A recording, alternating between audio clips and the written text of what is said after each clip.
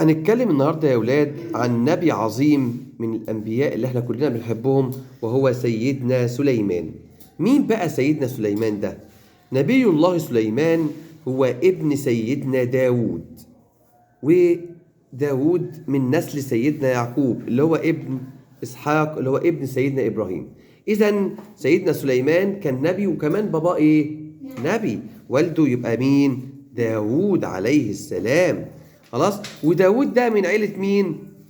سيدنا يعقوب. وسيدنا يعقوب ده يبقى ابن مين؟ سيدنا إسحاق. وسيدنا إسحاق ده يبقى ابن مين بقى؟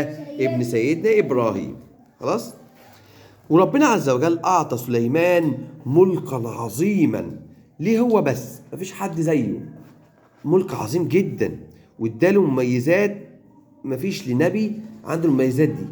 مميزات عظيمة قوي، كبيرة قوي. فقد منحه الله عز وجل الحكمة، يعني حسن التفكير. خلاص. وفهمه لغة الحيوانات والطيور، يعني لو ماشي كده ولقى قط وقطة بيتكلموا يعرف هما بيقولوا ايه. لو لقى كلب بيتكلم يعرف هو بيقول ايه. لو لقى الهدهد بيتكلم يعرف الهدهد بيقول ايه. مش كده وبس، ده يكلمه كمان ويتفاهم معاه ويعمل معاه حوار ويسأله. وعلى الحيوان لازم ايه؟ يسمع كلامه ويرد عليه. كده بس؟ لا، ده كمان ربنا سخر له الرياح. يعني ايه سخر له الرياح؟ يعني هو عايز يروح مشوار مش قادر يمشي، يعمل ايه؟ يقول يا رياح وصليني للمكان ده، يروح الهواء موصله. خلاص. يا رياح رجعيني تاني، يروح مرجعاه ايه؟ تاني. كمان الجنود بتاعته، احنا دلوقتي مش عندنا جيش؟ الجيش بيتكون من ايه؟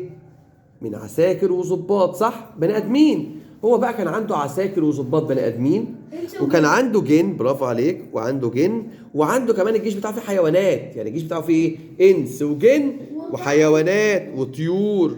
وكان سيدنا سليمان دايما يشكر ربنا ويقول له شكرا ليك يا رب.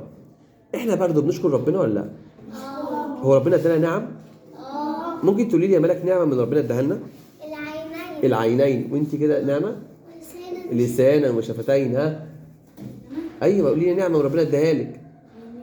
ما احنا قلنا عينين، قلنا لسان، قلنا شفتين، شعر. ها؟ اداني الارض اللي بمشي عليها، اداني البحر، اداني الماء اللي بشربها. ممكن تقولي نعمه يا مروان ربنا اداها لك؟ اذن بس ما. طب غير انا عايز يقول ها نعمه ربنا اداها لك يا مروان. اداني نعم ايه كمان يا عبد الرحمن؟ فلوس عشان نقدر نجيب اكل وناكل. فلوس. لسه يا ولاد مكملين مع نبي الله سليمان. هنحكي قصة عن نبي الله سليمان والنملة. الأول فاكرين جيش سيدنا سليمان كان فيه إيه؟ في إنسان وفي جن وفي حيوانات.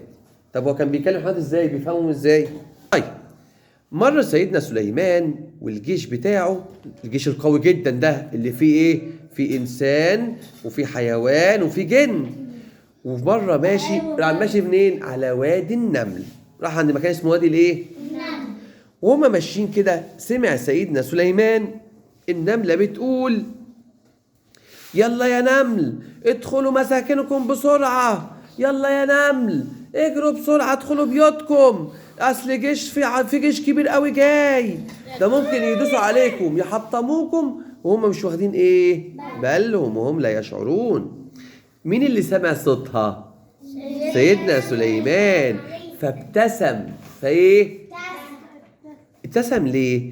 اعجابا برحمه النمله وايجابيتها. يعني ايه؟